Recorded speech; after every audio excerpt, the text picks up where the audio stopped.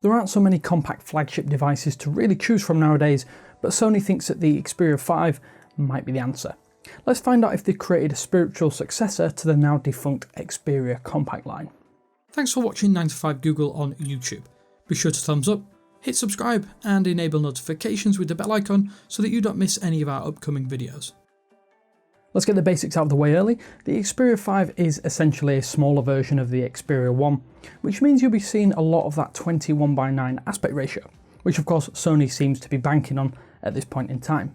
We say smaller because this is not a small phone by most metrics, but Sony seems intent on marketing it as a more compact version of its early 2019 flagship. That does mean some slight hardware puzzles, like a lower than average power button, plus a really terrible capacitive fingerprint scanner just above that. There's even a dedicated camera shutter button that is actually something I'd like to see on more phones, and it works well in practice. Once you hold it down, it launches the camera app.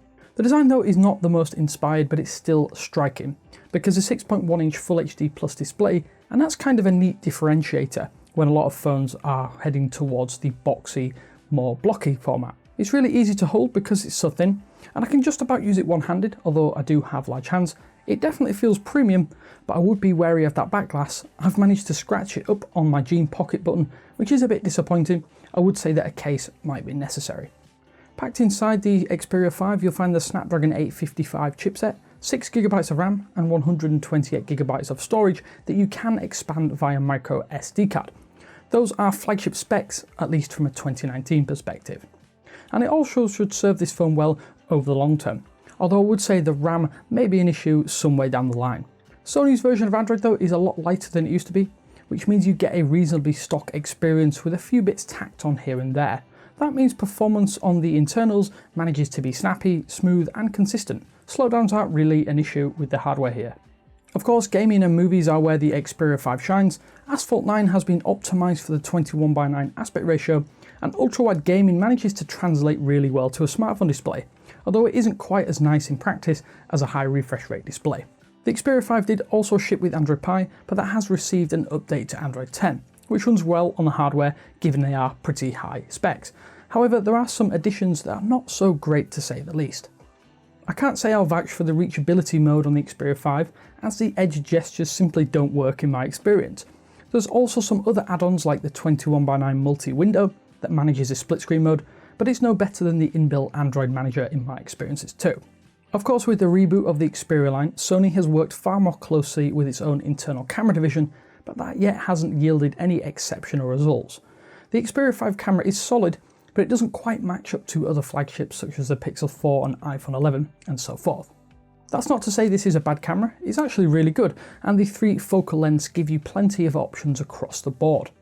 Video is another area that I really wanted the Xperia 5 to excel, but it does fall a little bit short. The pre-installed Cinema Pro app does give you some impressive nuanced controls over exposure levels, aperture, and offers manual focus, but people who are not versed in video might get lost. This, however, might be a key selling point for some of you out there who are really into your video controls. I've been really impressed with the battery life of the Xperia 5 though. Despite having a relatively small 3140 mAh battery, it surprised me at how long it can actually last, with regular screen on time readings above that 7-hour mark on a daily basis. Charging is not the fastest though, with an 18-watt power brick in the box, but it is kind of sad there is no wireless charging option for those wanting to go cable free. I think looking at the Xperia 5 in isolation, it is a great phone. It's got an impressive display, albeit geared toward movies and gaming, excellent battery, a reasonably solid camera and good performance overall. The design isn't the most inspired, but I think it stands out because of its USP, the 21:9 aspect ratio. However, I wouldn't call it small though. If you are looking for a proper compact flagship, then I don't think the Xperia 5 is what you'd call a compact phone by any metric. It is, however, a decent Sony phone, and they are becoming increasingly hard to come by. If you have any questions about the Sony Xperia 5, then slap them down in the comment section below. This has been Damien with 9 to 5 Google. Thanks again for watching, but until next time, I will speak to you later.